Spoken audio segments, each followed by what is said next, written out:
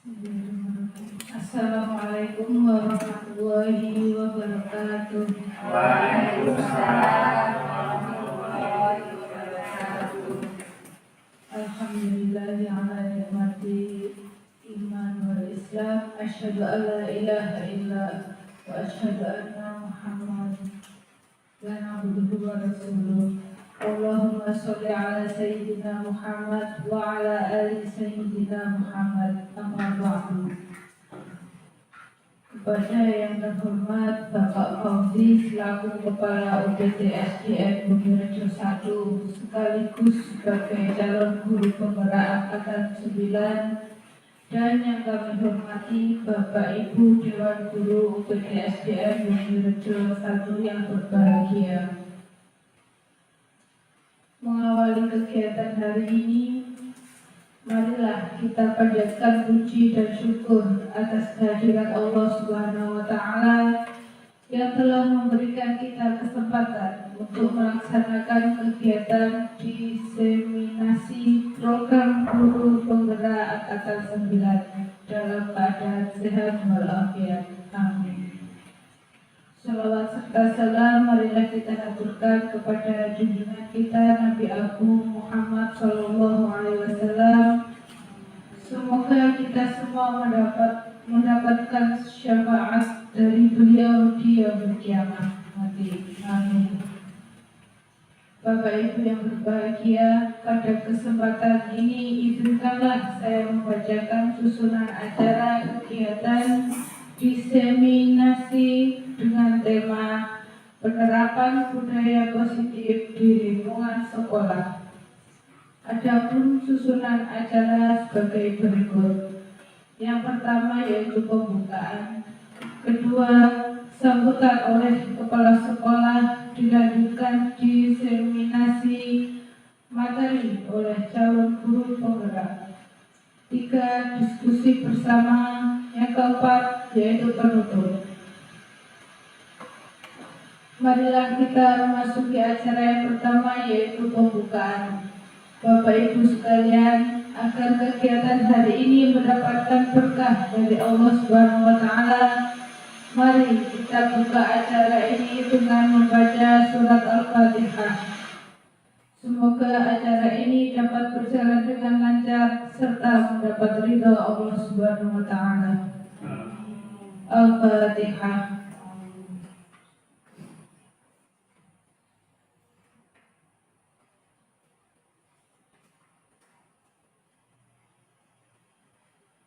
Bapak Ibu yang berbahagia, kita melangkah ke acara inti yaitu sambutan dan diseminasi materi yang akan disampaikan oleh Bapak Fauzi selaku Kepala UPT SDN Bumi Rejo 1 sekaligus calon guru penggerak angkatan 9. Kepada Bapak Fauzi Ahmad kami persilahkan.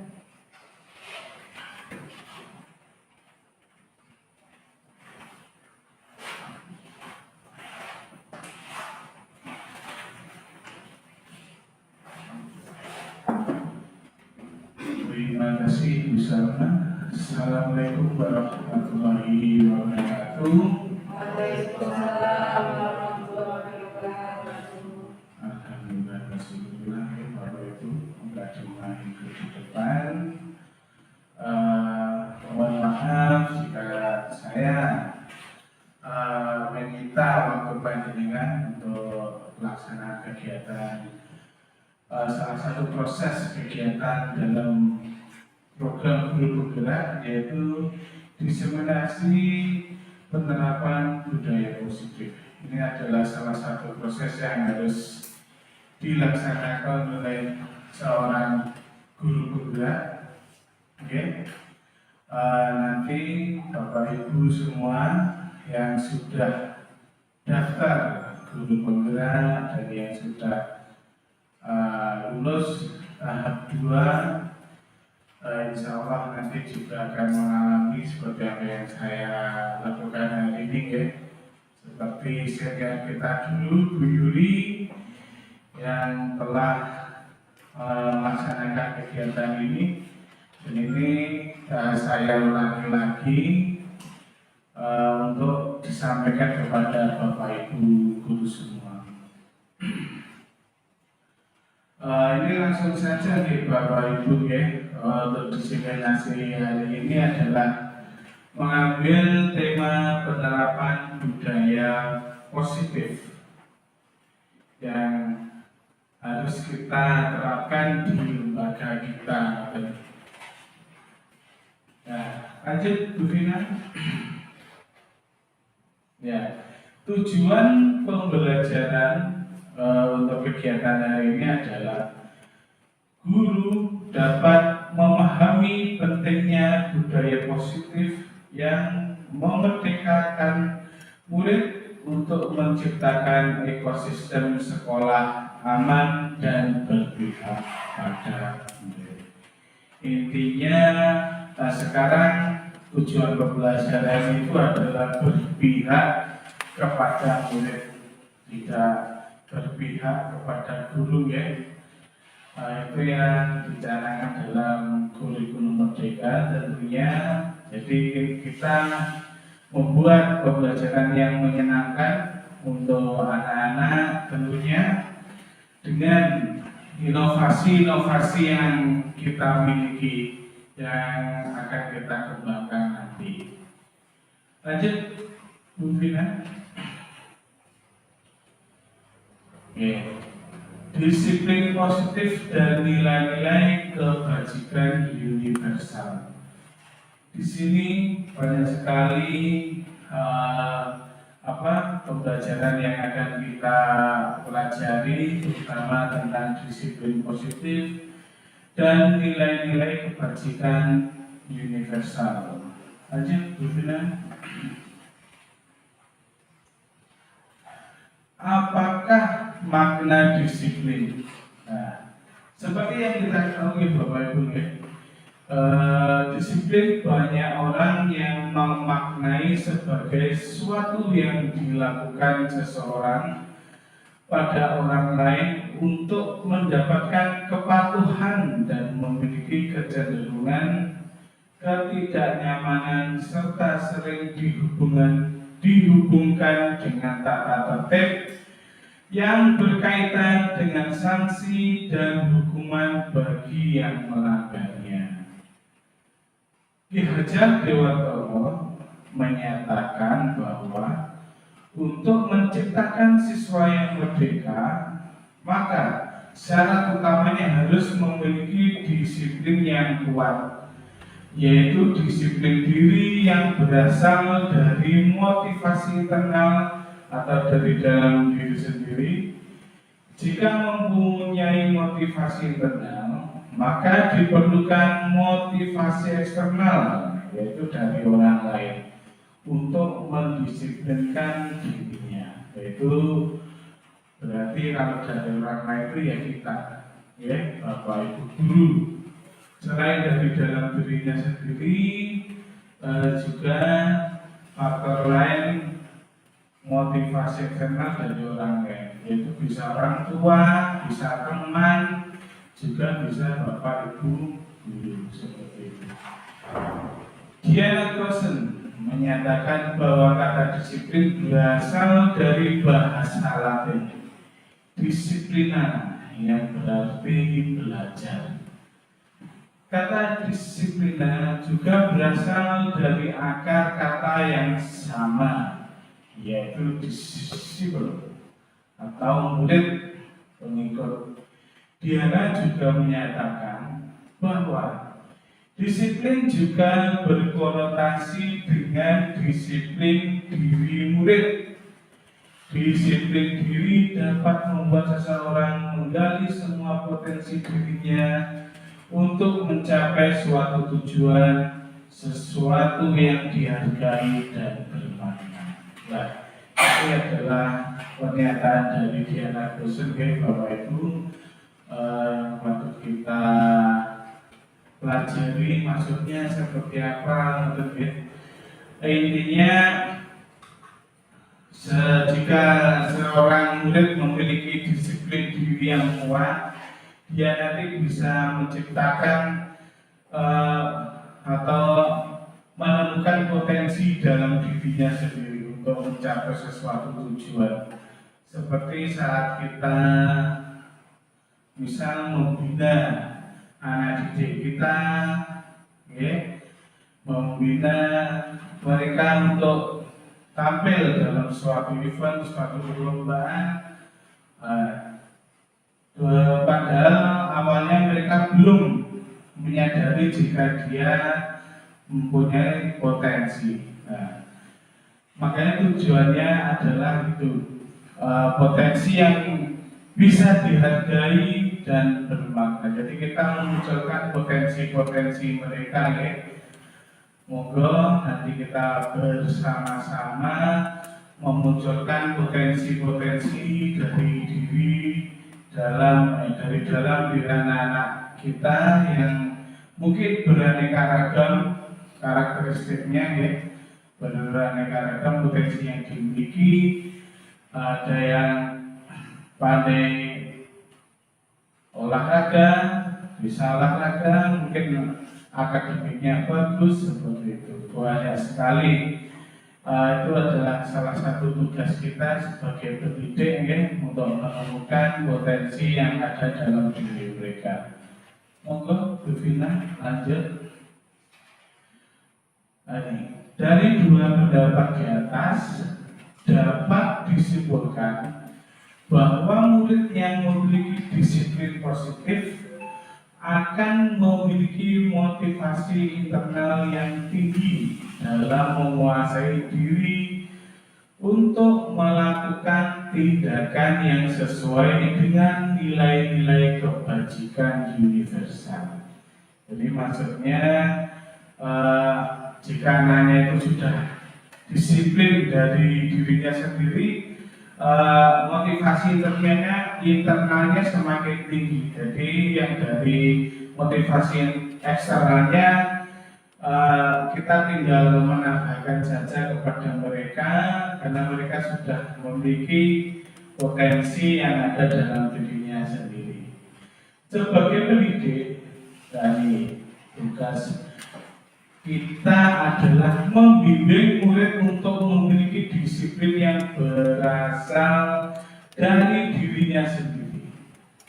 Murid dalam melakukan disiplin positif tidak terlepas dari motivasi yang ingin dicapai oleh murid itu sendiri.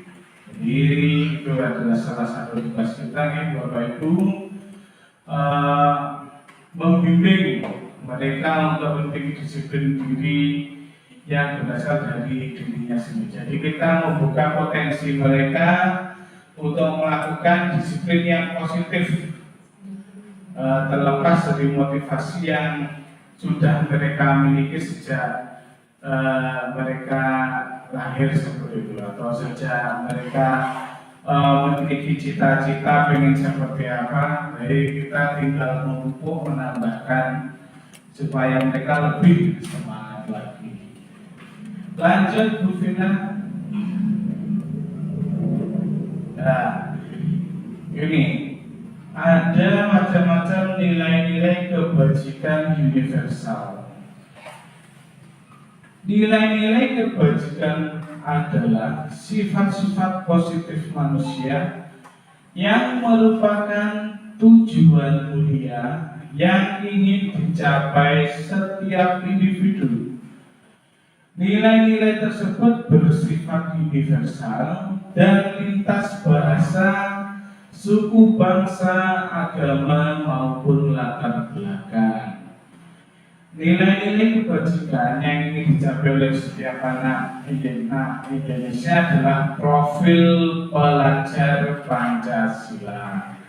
Nah, ini ada berapa ini? 1, 2, 3, 4, 5, 6. Ini dimensinya, ya, Bu Yuli. Ya, ini adalah dimensi dari profil pelajar Pancasila. Yang pertama, beriman dan bertakwa kepada Tuhan Yang Maha Esa dan berakhlak mulia.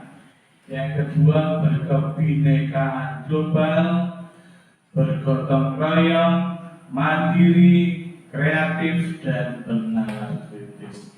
Ini adalah nilai-nilai kebajikan yang ada pada manusia yang harus kita tunjukkan, kita wujudkan ya Bapak Ibu semua, untuk menemukan jati diri mereka, terutama untuk anak-anak kita. Sudah ada rambu-rambunya seperti ini ya. Setidaknya mereka bisa mencerminkan dari 6 dimensi ini, itu sudah sangat baik. Seperti beriman bertakwa kepada Tuhan Yang Maha Esa, berarti mereka taat beribadah, taat dengan agamanya seperti itu. Untuk berkebinekaan global, terus bermacam-macam ya, budaya, saling menghormati dengan sesama teman, bersama suku bangsa, mandiri. Nah, mandiri di sini mereka sudah bisa belajar sendiri untuk yang sederhana, secara sederhana. Di kelas 1 mungkin sudah bisa memakai baju sendiri ya, betul ya. A1 sudah bisa pakai sabuk sendiri, memakai sepatu sendiri, itu salah satu contoh di mandiri. Kreatif, nah, kreatif ini anak-anak harus kreatif, ya bisa menemukan ide-ide untuk menyelesaikan suatu masalah. Yang selanjutnya bernalar kritis. Nah, ini bernalar kritis intinya mereka itu peka dengan keadaan sekitar, dengan pembelajaran yang dicanangkan oleh Bapak Guru. Jadi jika ada anak-anak yang kritis, kita tidak boleh tersinggung ya Bapak Ibu ya. Kita harus malah mensupport mereka dengan lebih baik lagi. Intinya pengenalan mereka itu harus baik, tidak yang negatif seperti itu. Lanjut, begini. Nah ini tujuan disiplin positif.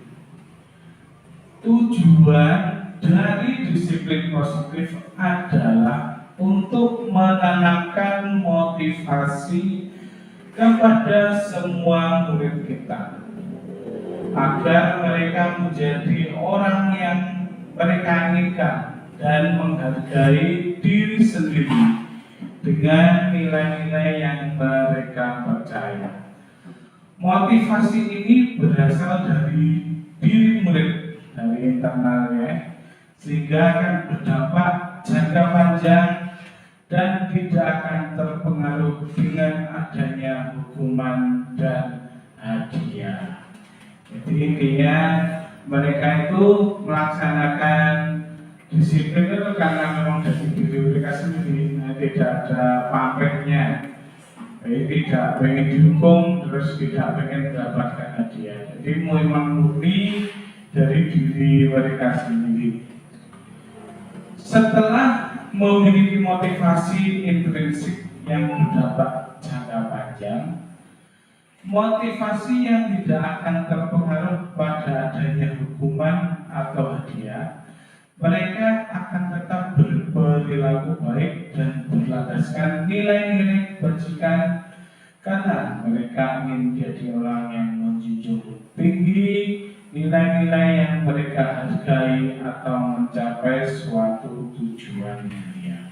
Intinya mereka melaksanakan itu memang untuk mendapatkan mencapai suatu tujuan yang mulia, bukan karena yang lain, karena pengen dapat hadiah atau seperti itu yang lainnya. Lanjut, Bu Fina.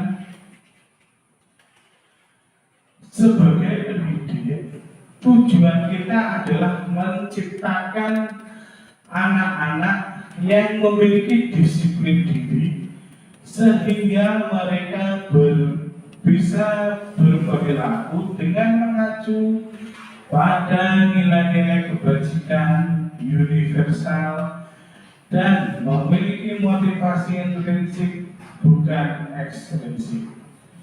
Dan belajar tentang disiplin positif tidak harus dengan memberi hukuman ya Bapak Ibu ya.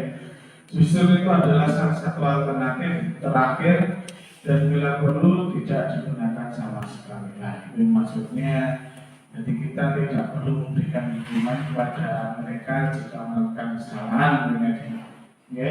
Jadi intinya kita tetap mensupport mereka, mengingatkan mereka tanpa berikan suatu hukuman. Atau nanti untuk yang ke depan kita membuat seperti keyakinan kelas seperti yang akan kita pelajari. Lanjut Bu Vina. Ya. Teori motivasi, hukuman dan penghargaan serta restitusi. Nah, ini restitusi itu dipelesetkan jadi prostitusi ya kan lalu restitusi ya. Nah, ini nanti kita pelajari intinya tetap tujuannya kepada anak didik kita semua. Lanjut, motivasi perilaku manusia. Terdapat 3 motivasi perilaku manusia menurut Diana Goosen, yaitu 1. Untuk menghindari ketidaknyamanan atau hukuman, seseorang berperilaku untuk menghindari permasalahan yang mungkin muncul dan berpengaruh kepada mereka secara fisik, psikologis, ataupun tidak terpenuhinya kebutuhan mereka. Bila mereka tidak melakukan tindakan itu. Yang 2, untuk mendapatkan imbalan atau penghargaan dari orang lain, seseorang berperilaku untuk mendapatkan pujian, hadiah, atau imbalan dari orang lain yang menurut mereka penting dan mereka letakkan dalam dunia berkelas mereka. Yang 3, untuk menjadi orang yang mereka inginkan dan menghargai diri sendiri dengan nilai-nilai yang mereka percaya, yaitu orang melakukan sesuatu karena nilai-nilai yang mereka yakini dan hargai. Motivasi ini akan membuat orang mempunyai disiplin positif karena motivasinya bersifat internal. Jadi intinya itu untuk disiplin positif itu dari dalam dirinya sendiri ya Bapak Ibu. Monggo nanti kita ciptakan disiplin positif untuk memunculkan motivasi internal dari dalam diri anak-anak. Karena jujur untuk anak-anak sekarang kan masih belum terarah, ya. Monggo itu tugas kita untuk mengarahkan mereka. Selanjutnya, Bu Vina. Nah, teori motivasi perilaku manusia. Nah, ini yang motivasi eksternalnya yaitu 1, untuk menghindari ketidaknyamanan atau hukuman. Apa yang akan terjadi apabila saya tidak melakukannya? Nah, itu urutannya. Motivasi eksternal untuk mendapatkan imbalan dari orang lain atau institusi. Apa yang akan saya dapatkan apabila saya melakukannya? Yang ketiga, motivasi internal untuk menghargai diri sendiri. Saya akan menjadi orang yang seperti apa bila saya melakukannya.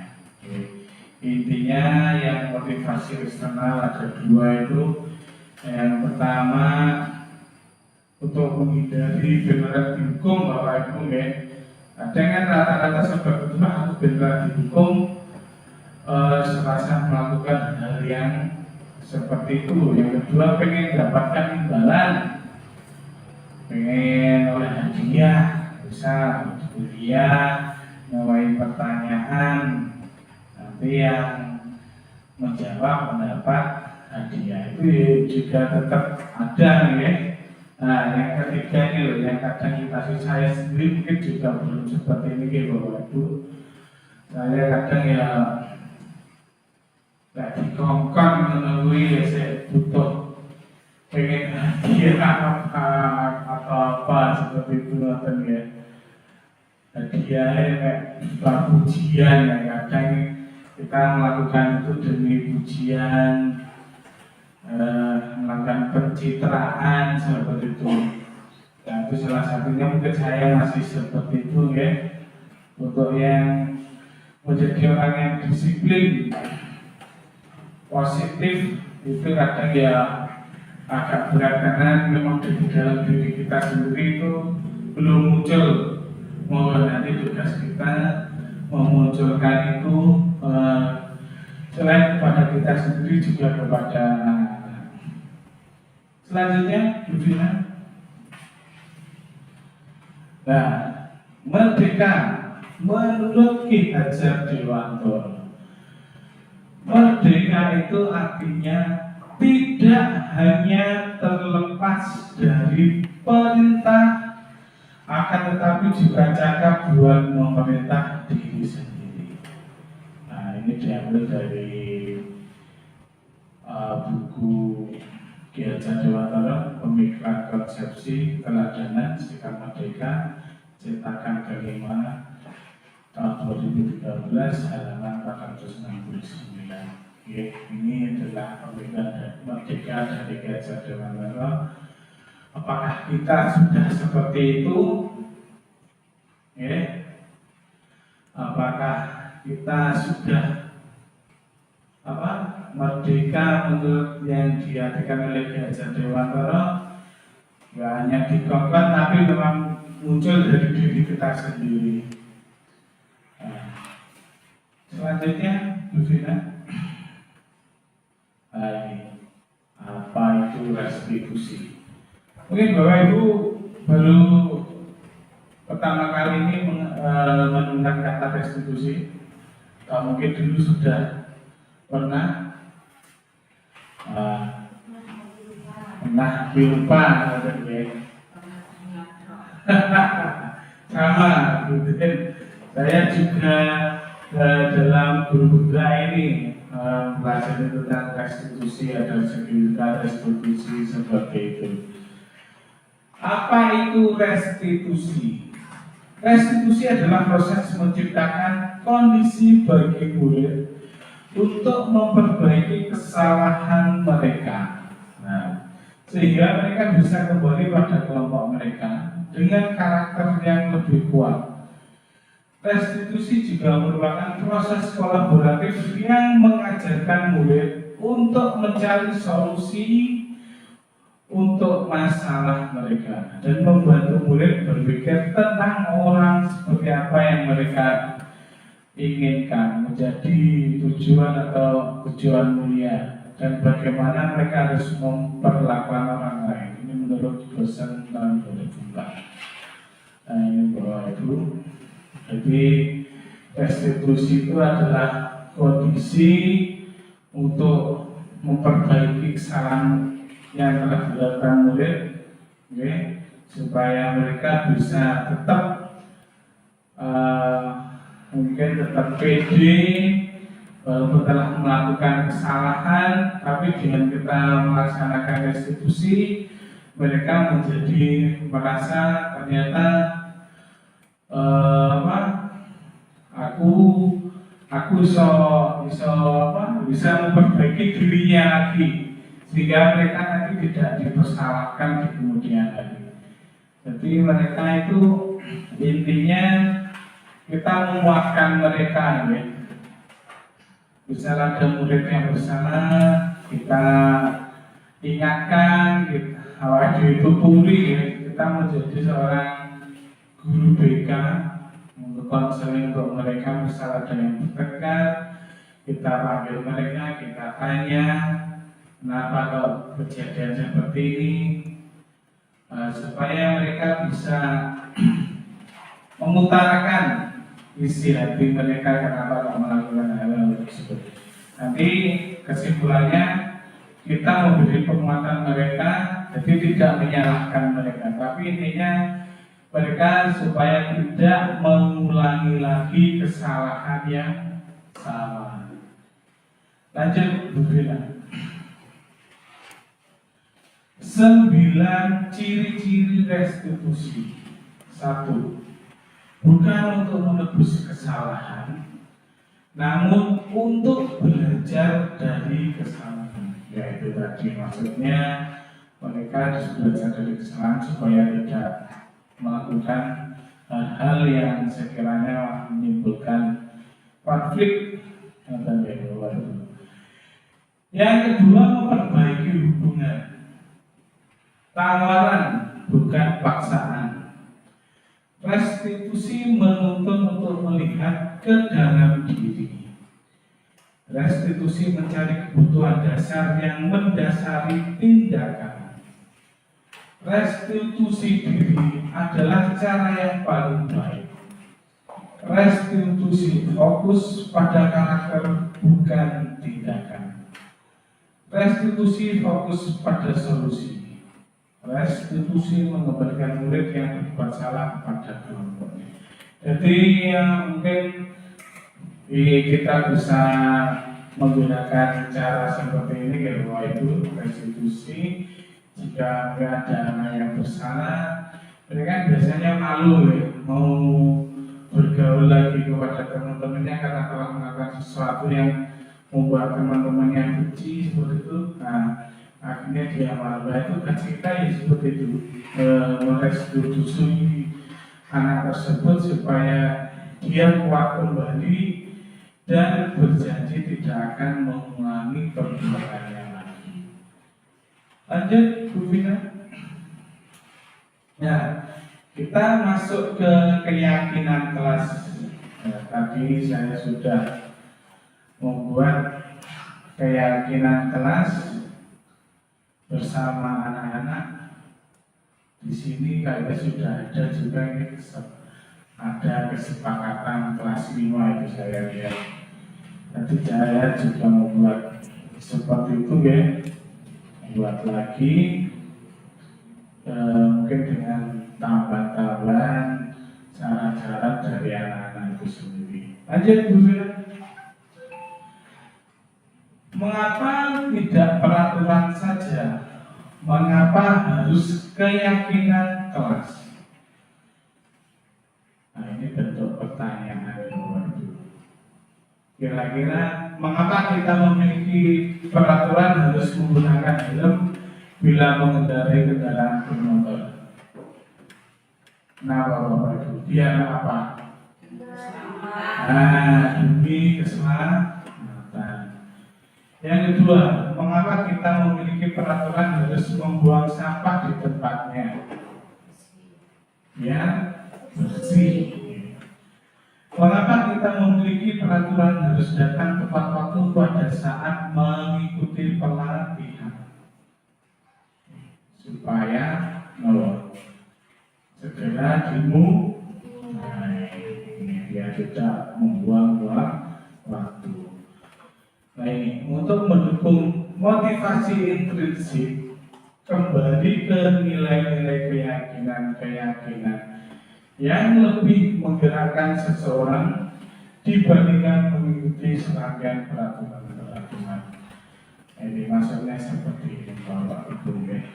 Nah, kalau kita nggak usah buat peraturan saja, tapi membuat kesepakatan atau keyakinan. Lanjut, Bu Vina. Ya, keyakinan merupakan nilai-nilai kebaikan atau prinsip-prinsip yang disepakati secara universal. Orang akan lebih semangat itu ya, atau tergerak untuk melaksanakan keyakinannya daripada yang mengikuti aturan. Jadi panjenengan punya keyakinan sendiri lah, walaupun kadang nggak sama dengan teman-temannya, mungkin anak-anak juga seperti itu biasanya.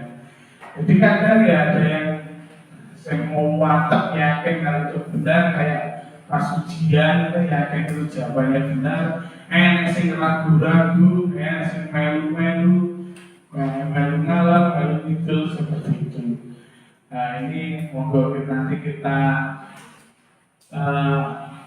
bentuk keyakinan mereka supaya muncul disiplin positif tadi. Lanjut, Bu Vina. Pembentukan keyakinan kelas. Dan ini keyakinan kelas bersifat lebih abstrak daripada peraturan yang lebih rinci dan nyata. Keyakinan kelas berupa pernyataan-pernyataan universal. Pernyataan keyakinan kelas selalu dibuat dalam bentuk positif. Keyakinan kelas harusnya dibuat tidak terlalu banyak sehingga mudah diingat. Ini intinya kata-katanya jangan panjang-panjang. Keyakinan kelas hendaknya sesuatu yang dapat diterapkan di lingkungan itu, yang sesuai dengan kelas kita, ya. Semua anggota kelas hendaknya ikut berkontribusi dalam pembuatan keyakinan kelas melalui kegiatan curah pendapat. Semua anggota kelas bersedia meninjau kembali keyakinan kelas dari waktu ke waktu.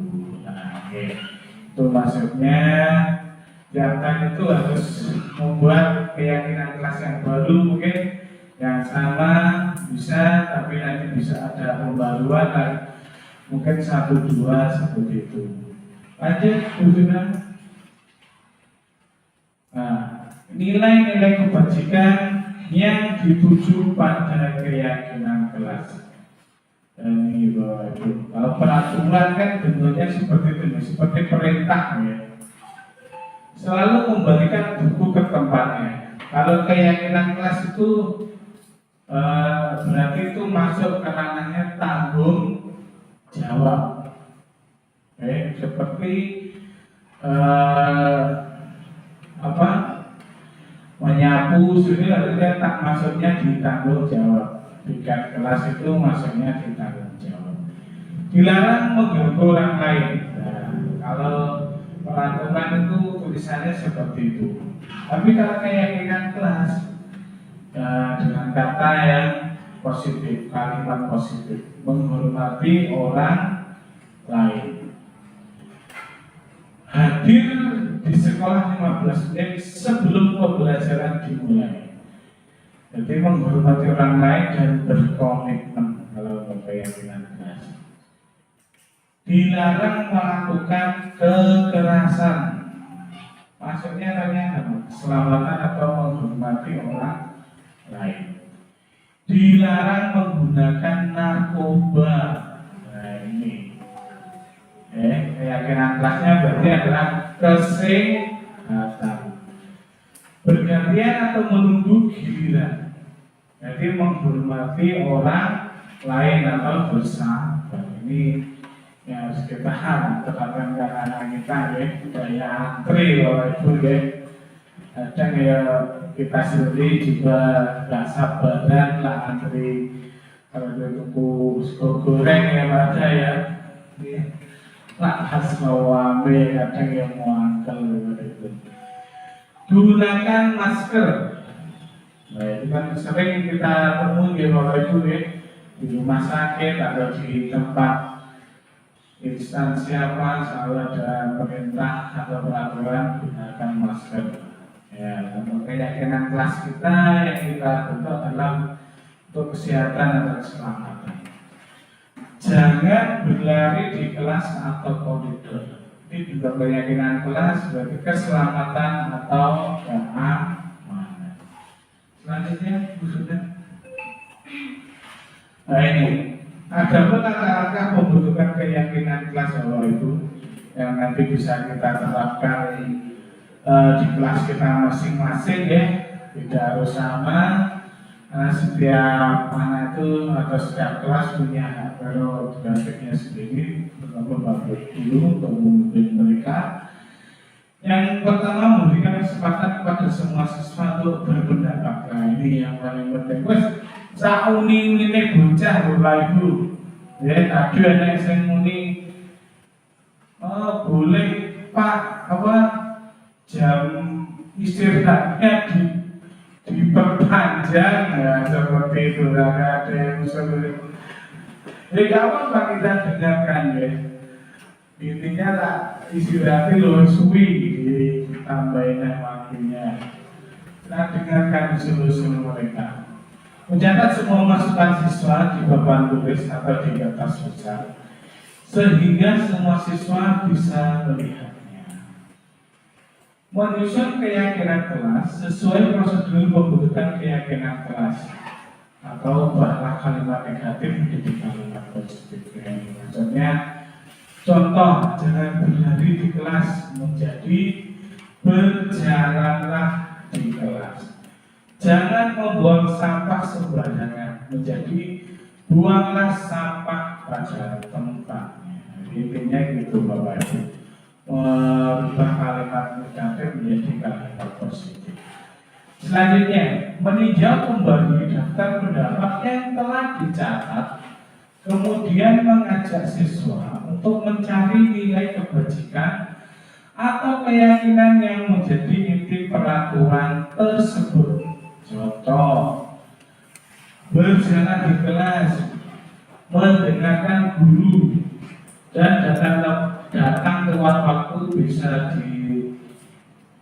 disarikan menjadi satu keyakinan, yaitu saling menghormati. Jadi saling menghormati itu sudah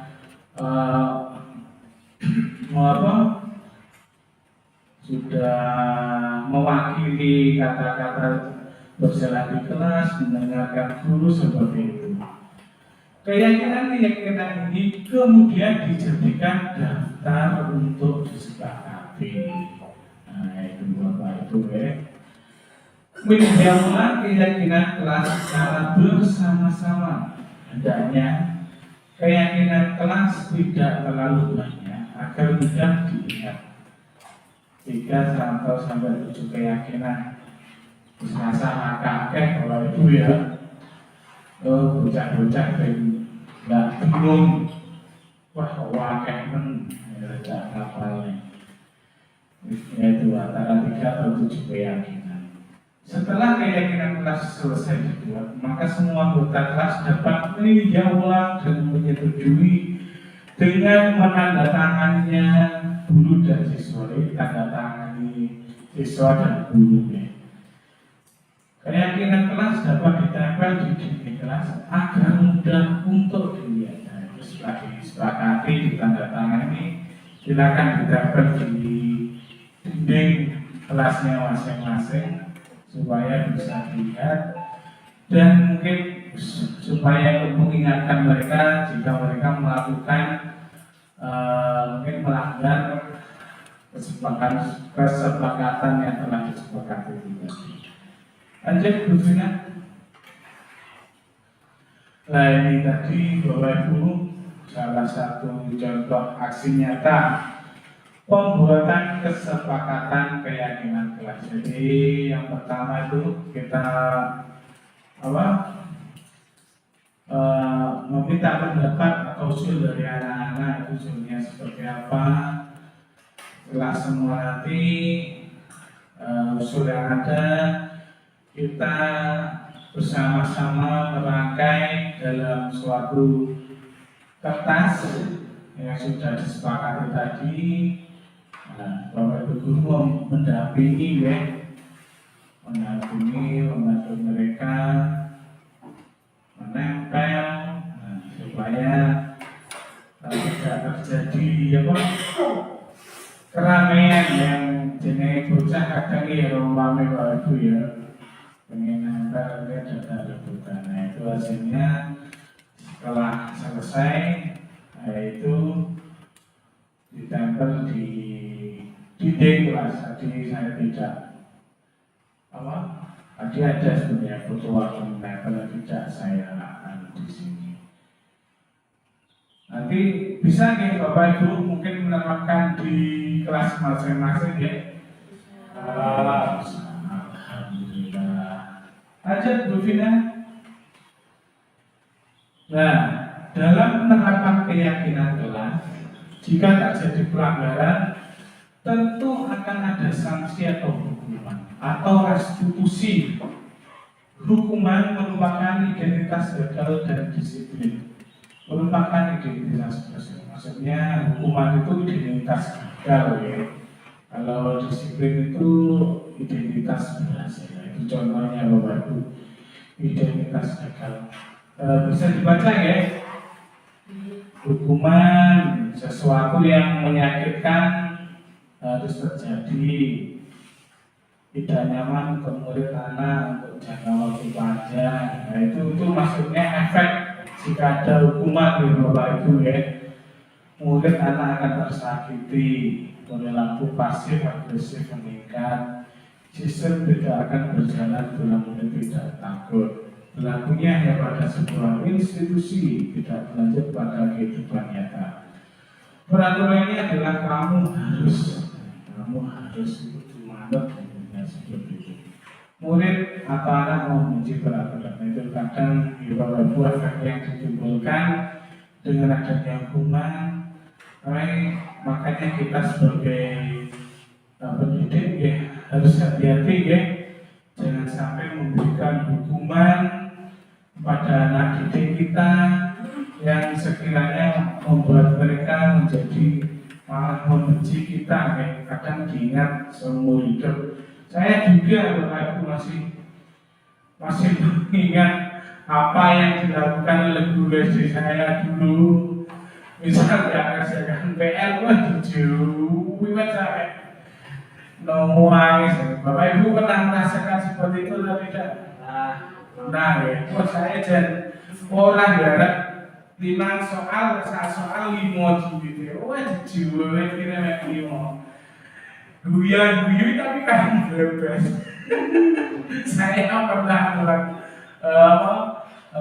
merasakan seperti itu. Makanya selalu terngiang-ngiang apa yang dilakukan oleh guru SD, guru kita yang dulu. Makanya monggo kita sebagai tenaga pendidik memberikan hukuman itu boleh, tapi hukuman yang mendidik orangnya Bapak Ibu ya. Nah ini ada identitas berhasil, disiplin, ada sanksi, konsekuensi, kalau sanksi sesuatu harus terjadi, tidak nyaman untuk murid anak atau murid anak untuk jangka waktu pendek, korban bisa diabaikan, murid anak dibuat tidak nyaman. Penguatan hanya bertahan dalam jangka waktu pendek, memerlukan monitoring dan supervisi terus-menerus dari guru, membantu penerapan mengikuti peraturan dalam masyarakat. Apa peraturannya, membuka kamu melakukannya, terima kasih. Misal ucapan terima kasih. Murid anak menghormati peraturan. Ya itu Bapak Ibu ya. Kita harus berusaha untuk mendidik mereka ya. Jangan sampai terjadi seperti berita yang kemarin ya. Siswi dari salah satu SMA di Kabupaten Blitar sampai nabrak sepur ya. Nabrak bocah kok sepur ya. Kita yang miris mau membaca berita tersebut terus sangat sunate ya. Intinya kayak apa, sudah tidak, mohon maaf, tidak bisa membuat kalian tertawa lagi ya. Saya sendiri membaca berita itu kadang ya wah ini ada apa di pendidikan di Kabupaten Blitar itu seperti itu. Makanya monggo mulai dari dini, sejak dini kita memberi penguatan kepada anak-anak didik kita ya Bapak Ibu semua, supaya mental mereka kuat menghadapi kenyataan yang bersama ya, kuat menghadapi hidup ada ya ada nih lah teman buka TikTok ada juga itu ya bahagia. Aku seorang kerja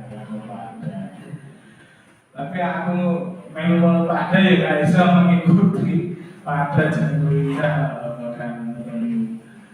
Pak Butir nyanyi aku Butir masih nyanyi lagu-lagu zaman kenalan Bapak Haji ini ada ya.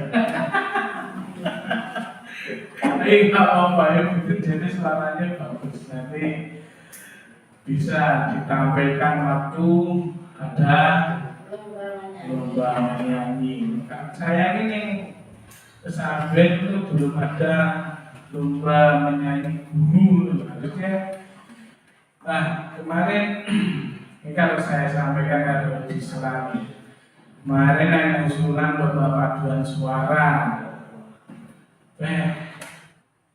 Ya karena kesibukan kita juga ya Bapak Ibu melatih bocah nyanyi jasa 10 ya makanya monggo nanti kita akan bersama-sama ya dengan kita lanjutnya Bu Wina iya libatkan guru monggo mencatat sekali-sekali di dalam kalimat ini saya pernah mengalami nulis halus saya tidak akan mengulangi lagi sampai bukunya kebal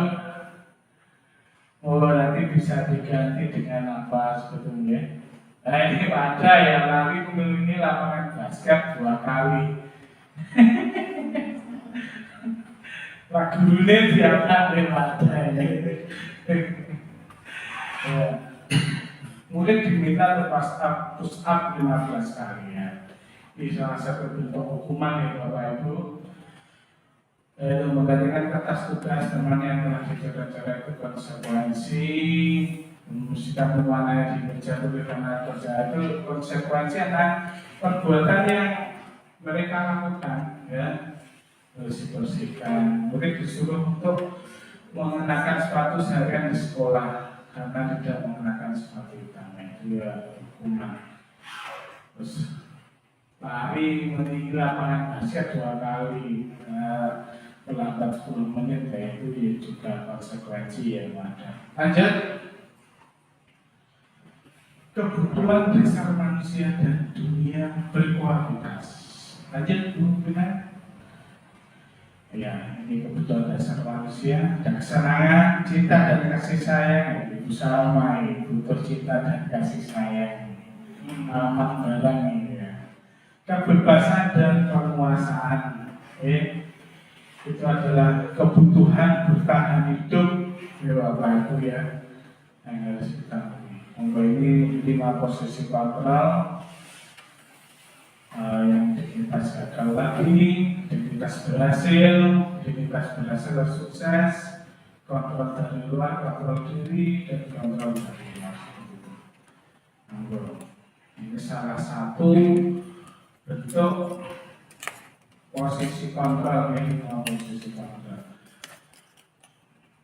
Pernyataan, nah ini siapa yang mengatakannya?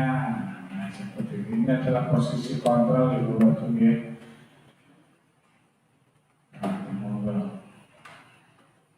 Nanti panjenengan kira-kira sering melakukan yang mana?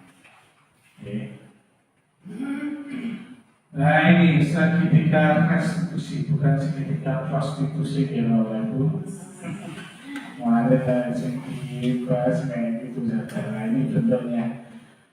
Monggo nanti kita pelajari bersama menstabilkan identitas, menanyakan keyakinan, validasi kebutuhan yaitu nilai-nilai apa yang telah kita sepakati.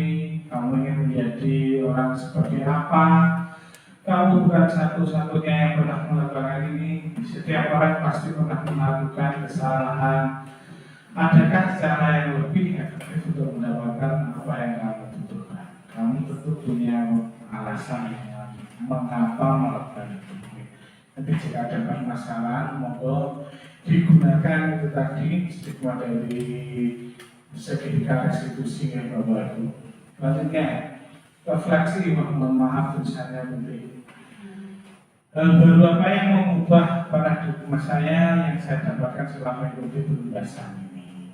Kira-kira berapa baru yang mengubah paradigma apa dengan semua setelah mengikuti kegiatan ini? Mungkin ya, yang tadinya hukuman kita jadi konsekuensi. Oke, ya. Terima kasih Bu Dia. Yang tadinya kita sering melakukan hukuman berubah menjadi konsekuensi ya Bapak Ibu sekalian. Perasaan apa yang muncul selama mengikuti sesi ini khususnya mengenai makna disiplin dan motivasi itu? Monggo bikin kira-kira perasaan itu yang senang, sedih atau bagaimana? Senang Pak. Pakai ini kufi dan kerungu. Perasaan saya senang Pak karena dengan mengikuti presentasi ini kita bisa mengetahui kesalahan-kesalahan yang selama ini kita harus lakukan. Terima kasih Bu Tenda. Intinya kita bisa mengetahui ya mungkin sesuatu yang kurang tepat, bukan kesalahan tetapi sesuatu yang mungkin kurang tepat yang selama ini kita lakukan ya. Terima kasih Bu Ten. Selanjutnya peran Among seperti apakah yang akan saya lakukan setelah mengikuti pembebasan ini?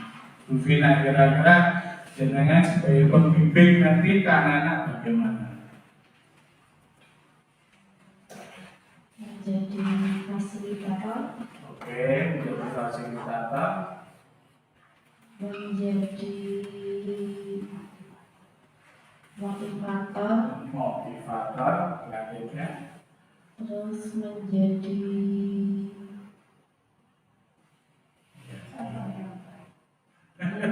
contoh yang baik bisa kita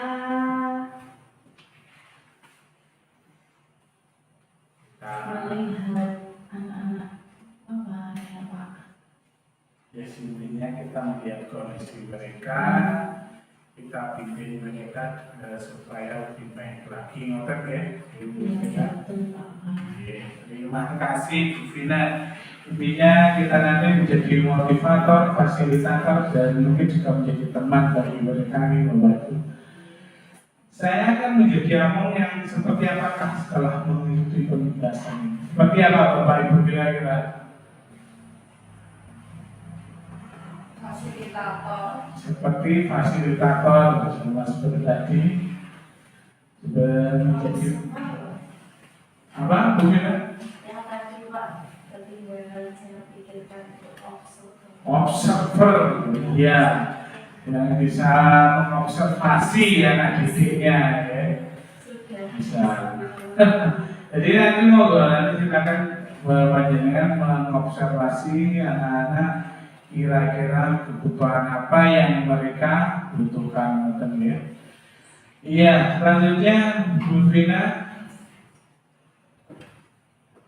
Alhamdulillah. Terima kasih Bapak Ibu semua ya telah mengikuti kegiatan ini. Mohon maaf jika dalam penyampaian saya masih banyak kesalahan atau tutur kata yang kurang berkenan di hati Bapak Ibu semua. Karena waktunya yang sudah mendesak ya Bapak Ibu yang sudah mepet, untuk sesi pertanyaan kita ajukan sekarang atau mungkin yang lain. Mungkin satu pertanyaan saja mungkin dari Bu Yuli mungkin. Monggo Bu Yuli. Satu pertanyaan saja yang kira-kira. Ya Pak, pertanyaannya konsekuensi atau sanksi bagi murid yang melanggar kesepakatan, apakah boleh menghukum dengan yang berhubungan dengan fisik, misalnya push up atau lari mengitari lapangan? Terima kasih. Terima kasih Bu Binti untuk pertanyaannya.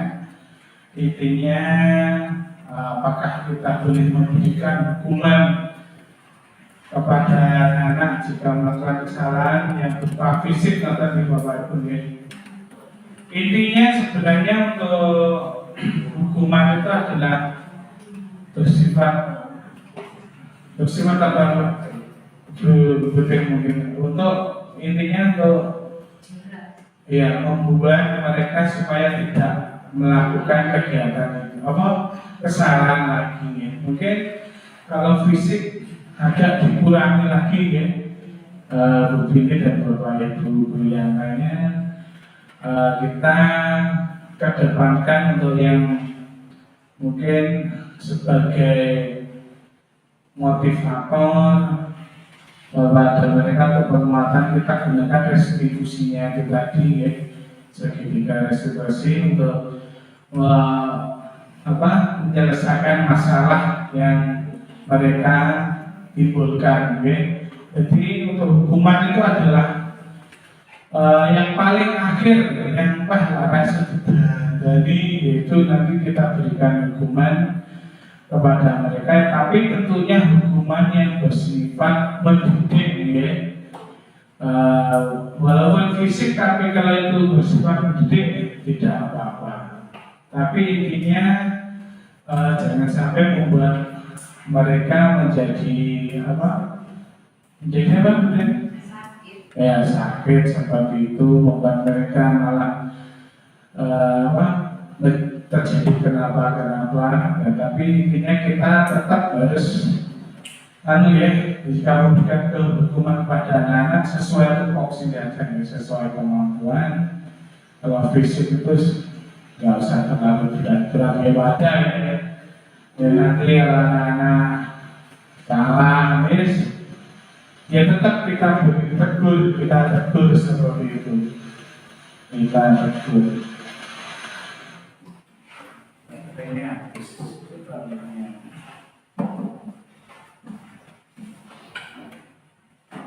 Itu begini ya, intinya hukuman monggo dari dulu kita gunakan sertifikat restitusi dulu untuk memberikan pelayanan kepada mereka supaya tidak melakukan atau mengulangi kesalahan-kesalahan yang sudah mereka lakukan. Itu saja ya Bapak Ibu.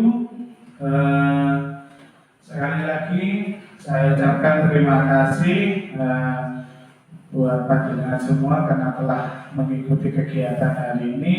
Semoga menambah wawasan, menambah ilmu buat kita semua yang nanti tujuannya untuk mendidik anak didik kita nih, supaya mereka lebih baik lagi. Mungkin itu saja dari saya akhiri. Assalamualaikum warahmatullahi wabarakatuh. Waalaikumsalam warahmatullahi wabarakatuh.